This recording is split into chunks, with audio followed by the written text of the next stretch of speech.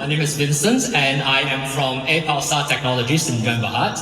And today I am here, very happy to see all of you. I'm going to share a little bit about collaborative robots in manufacturing, as well as implementing cybersecurity in the manufacturing environment. There are 4 things that I would want to share. The first is the advantages of using collaborative robots for the manufacturing environment. Number 2, I want to talk about how we normally have operational technology or OT hardware, how we have them networked together into the machines within factory environment.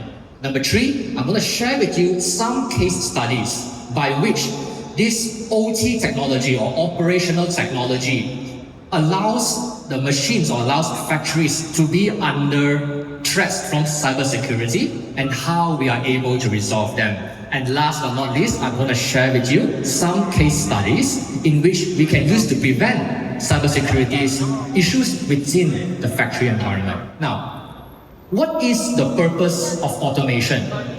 We hear in this METALTECH exhibition, everyone is talking about automation, talking about building machines. But what is the end goal of automating in the factories? In my opinion, the most important reason is to actually generate profits for the factory. Whatever machines you propose, as long as you can generate profits for them, that would be the ultimate goal. Now, in order to generate the profits for the manufacturing environment, there are 3 core pillars which supports this. Number 1 is productivity. Whatever machine that we design or whatever system that we create, it must allow the factory to be more efficient, to have greater production volume, to have better unit costs and economies of scale. That's how we know our machines can improve the factory productivity. Number 2, we need to make sure that whatever machine that we do, it can help to improve the quality of the products that was being manufactured from the factory floor. So we talk about things like meeting customer demands, reducing rejects, reducing waste in production. And for the 3rd pillar is confidence. Now, confidence means what? It means that when we buy the machine, we want to be very confident that number 1, it will not hurt anybody. Imagine you buy the machine, you operate it wrongly, somebody gets hurt. That is a problem. We also want to make sure that we are confident that the machine we buy won't break down so easily or always have maintenance issues. So that's where these 3 pillars helps to support our manufacturing environment. So everything that we do, all the machines that we design, we want to make sure that it can help increase productivity, increase quality, and increase our confidence within our manufacturing floor. The next question we want to ask is that how collaborative robots can help us to generate more profits from the manufacturing industry itself. Now, there are several features which we can share. The first is in terms of productivity. Now, for collaborative robots, because it's a robotic system, right? When we implement this in a factory floor, we can definitely get higher efficiency compared to human operators. Robots can run for 24 hours without break. Human, every 4 hours need to have 1 hour break, a lunch break lah. Okay? For robots, it can also faster and more accurate. This is especially important if you have tasks which are very repetitive. If you ask a human to do the same task for 1 hour, still okay. Ask them to do for 8 hours, cannot already. And they have to do it every single day. Also, for collaborative robot, it's actually relatively easy to scale. Because imagine, now you have 1 production line, and your production line is running very well, and the orders keep coming in. If you are using operators to run your production line, imagine you want to scale 2 line, 3 line, 4 line, how many more humans you have to hire. But for robotic systems, you can just duplicate the line and easily you can scale the production. And last but not least, for robots, we can use it to run and perform tasks which are difficult, dull, and dirty. Can you imagine, in the factory floor, there is 1 task I see, where the operator's job every day is just to pick up the piece of magnet and check whether any scratch on the magnet. So I asked the operator, how many magnets you have to see per day? And she told me, one day she must see 70,000 pieces of magnet. So can you imagine they take the magnet, they just see, they just throw OK or NG, right? And a lot of defective products have been thrown in to the OK bin, even though it has some defects, because it's just a very tiring, very repetitive job. So, what kind of applications in which robotics can be used for in terms of productivity gain? Here are some applications. We talk about palletizing, which is the process of stacking the box into the pallet so the forklift can lift up and move it into the container. Imagine one box is more than 20 kg and you have to stack box after box after box. So that is one of the things that robot can do. Second, when it comes to welding, you know welding, you have to be very accurate. Your hand cannot shake as you are welding through the seam. But when you weld 1 time, 2 times, still okay. Weld 10 times, maybe we'll have some quality issues. But when you weld 100 times, 1,000 times, that's where human operators tend to be very tired. They may lose concentration. And finally, for small parts assembly, so all these kinds of repetitive motions, robots are very, very useful to be able to get the job done. Moving to the next one, we can talk about in terms of quality.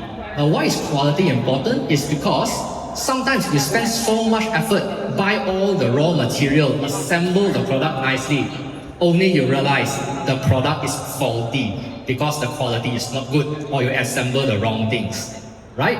But when you ask humans to do this kind of job, the chances of them doing the wrong things is actually very high because we tend to make mistakes. So how to prevent this kind of mistakes? We can use robotic systems, right? Its repeatability is very accurate. There is no lapse in concentration. The robot always repeats the task as it is being programmed.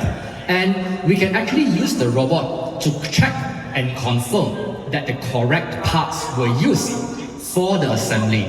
Sometimes you may have several different parts in front of you and you must assemble the things in sequence 1, 2, 3, and 4.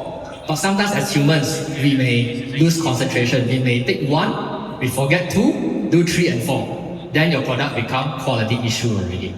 So that's another way these robotics can be able to help you. Some of the example applications is when we talk about glue dispensing, you have to hold the glue gun very accurately and then you have to draw the shape over and over and over again. We also have quality inspection where the robot can be attached with the camera and then they use the camera to go to certain locations to check whether there is any defect, whether all the parts are present. And we also have bin picking. So sometimes when you want to pick the parts from the bin, all the parts are scattered together, the Celera, right? So by using 3D bin picking, the robot can pick the correct parts and then use it for the assembly process. Moving on, in terms of confidence, how does using robot in your machines give you confidence that your machine will run as planned?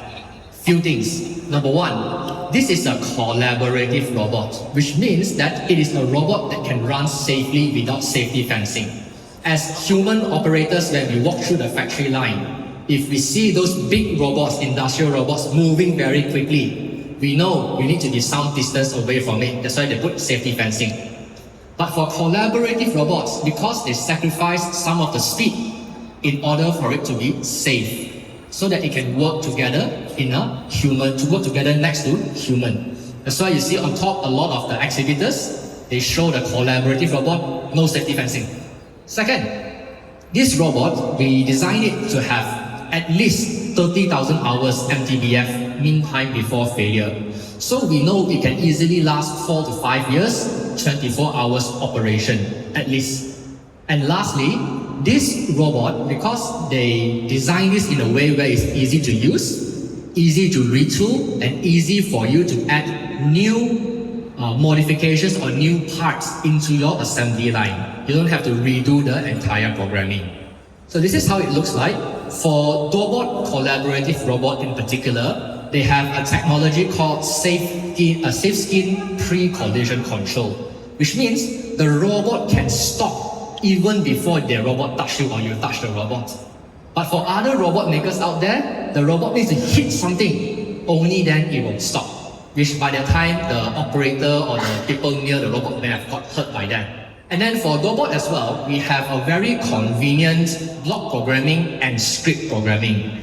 Block programming is like a flowchart. You can tell it the sequence of the actions you want it to do. And script programming is like C++. You are writing your own script type of coding, which allows you to do very advanced and complicated sequences. So, I talked so much about robot already. Now I'm going to do a little bit of transition to talk about how we are able to make our machines not only smart, but also safe in a very cybersecurity environment. So for you can see here is the Dobot. These are some of the specifications. I'm just going to very quickly go through this.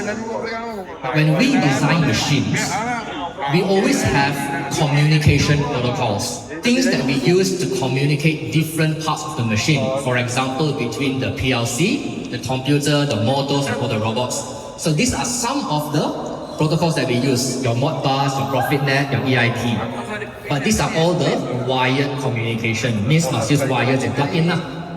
For wireless point of view, now a lot of our customers asking us for IR 4.0 to do wireless applications, wireless data connection.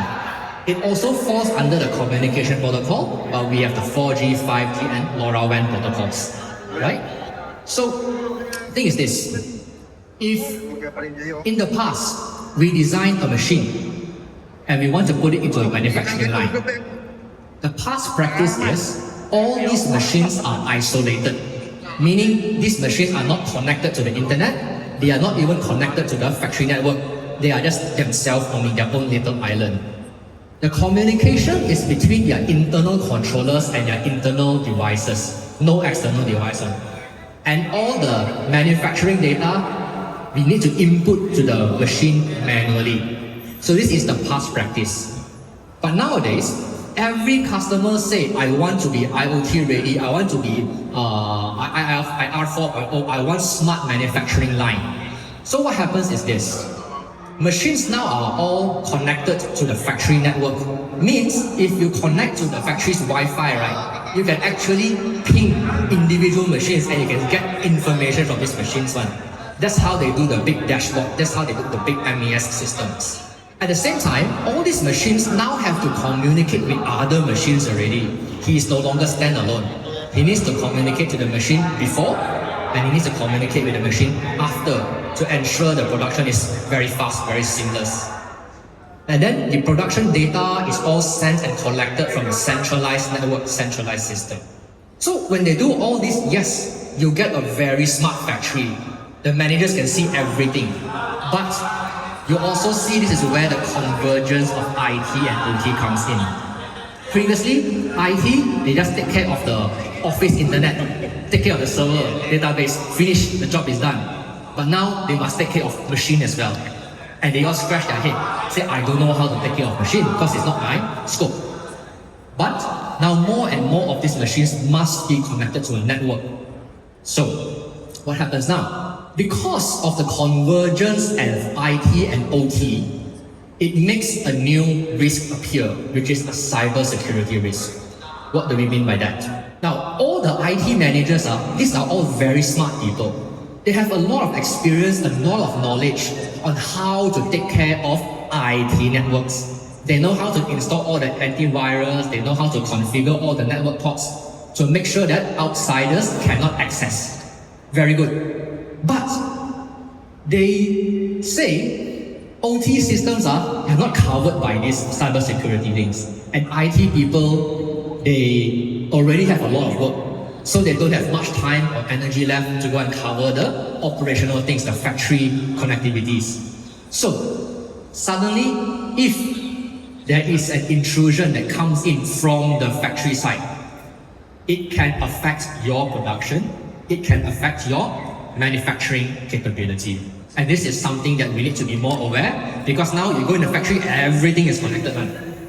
Now let us look at some of the case studies and some of the solutions that we can be able to use in order to help ensure that your machines are not only smart, but they are also secure. So I'll give you one case.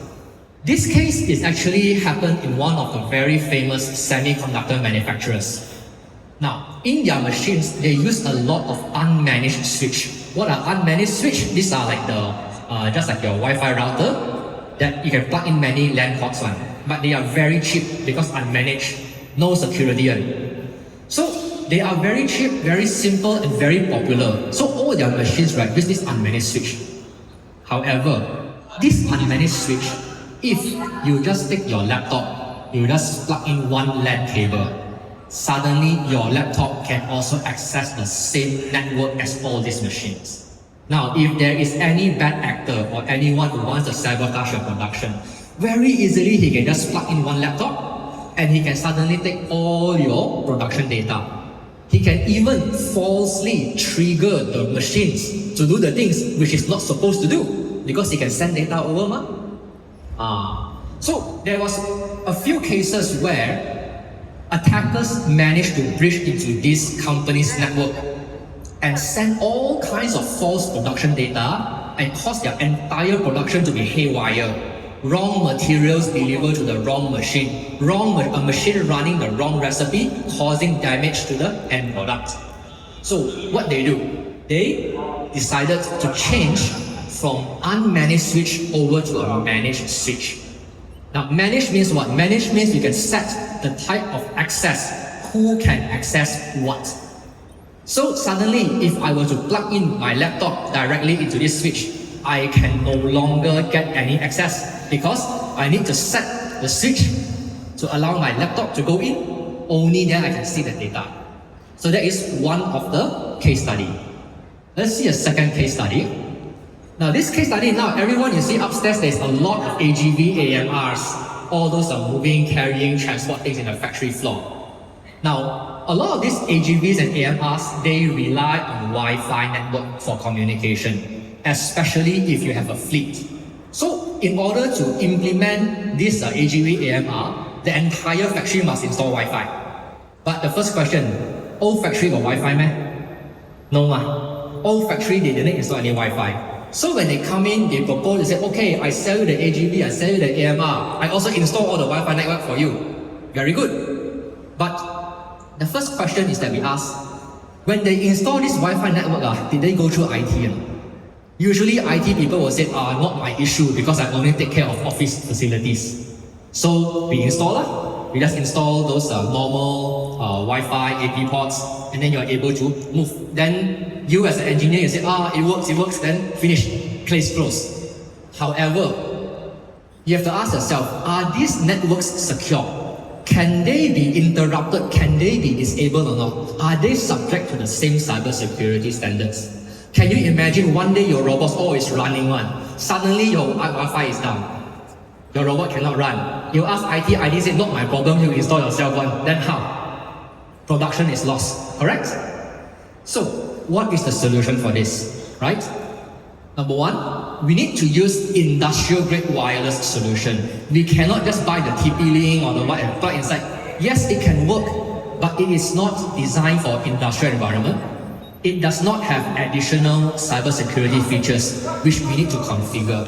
And then, when we use industrial-grade devices, we can also monitor the strength of the Wi-Fi signal, what devices are connected, and this problem always happens. When the robot moves from one zone to another zone, you have to connect to a different wireless router.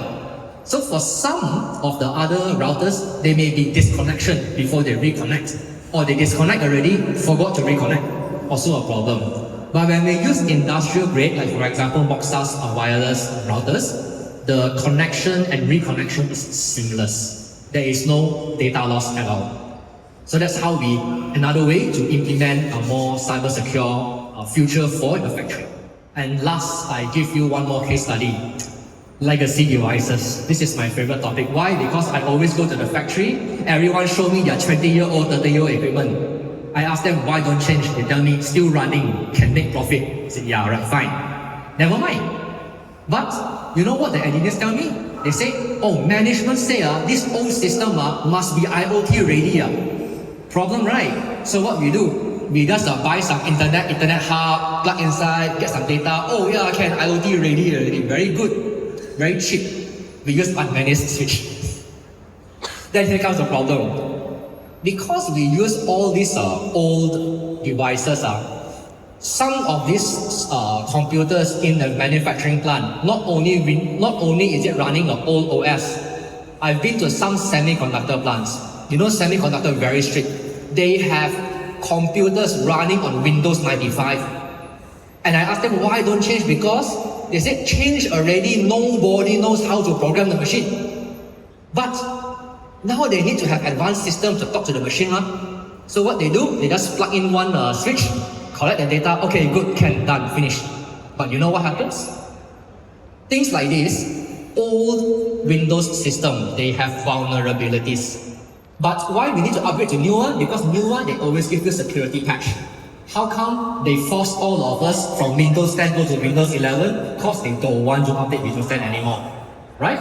So for these old systems, it's very easy for people to access and to purposely crash the system. I have one demo my colleague did, Windows 7. He inject the virus only, the Windows keep booting and booting and booting and booting non-stop one. So if I am the factory owner or I am the machine operator, I don't know what's the problem. I don't even know whether I unplug, I restart, it still just keep turning in circles. My operation is down. So what is the solution for this? Solution, we can install what's called an industrial local area network firewall or LAN firewall. The device looks something like this. So what this device does is that this device will function as the gatekeeper. It says only certain types of data can go through between your computer and your network. So that way, people cannot simply throw random information or random access into your computer. That's number one. Number two, these kinds of devices, they also do a lot of what I call cyber attack detection, and they also update their database of the types of cyber attack. So you can be very confident that when you put this device onto legacy machines, you know that these machines are no longer a security risk for your plant and for your line. And last but not least, these kinds of devices, they themselves will update and patch the latest database, the latest methods people use to hack or access into these computers. So this is some of the ways that we can use to make sure that the machines that we design all are cyber secure. Okay? So now I give you one last example. Imagine in a factory, old factory, using Windows 7 computer, running a robot to stack the pallets, palletising. They implement this is an old machine running perfectly well. Suddenly management said, hey, can make this machine IoT ready. I want to see the OEE, I want to calculate how efficient is my palletising machine. And then the engineer said, very easy only, I just plug in this switch and get the data. But they didn't put the LAN firewall. No LAN firewall. Sometimes it's running okay, suddenly somebody is able to access the network. They give the wrong information, purposely go and pump the wrong information. Your robot supposed to do task A, end up doing task B. So what happens? Your products got damaged, or even worse, if there is somebody inside the cage when the robot suddenly runs, when it's not supposed to run, you may have human life that's lost. When this thing happens, you will have reduced productivity because now your machine cannot run, you don't know why. You will have lower quality because now you cannot give people the assurance that your product is done correctly. And lastly, you are no longer confident using your machine. Your boss will say, never mind, just scrap the whole machine, buy a new one, because you are scared. You don't know when this thing will happen again, right? So once again, thank you so much for listening to me, talking here for half an hour. So what will happen is that before I end my presentation, I would like to once again share that this is the reason why we do automation, to ensure that whoever the customer that we are serving, they are able to generate profits. Yeah, thank you so much.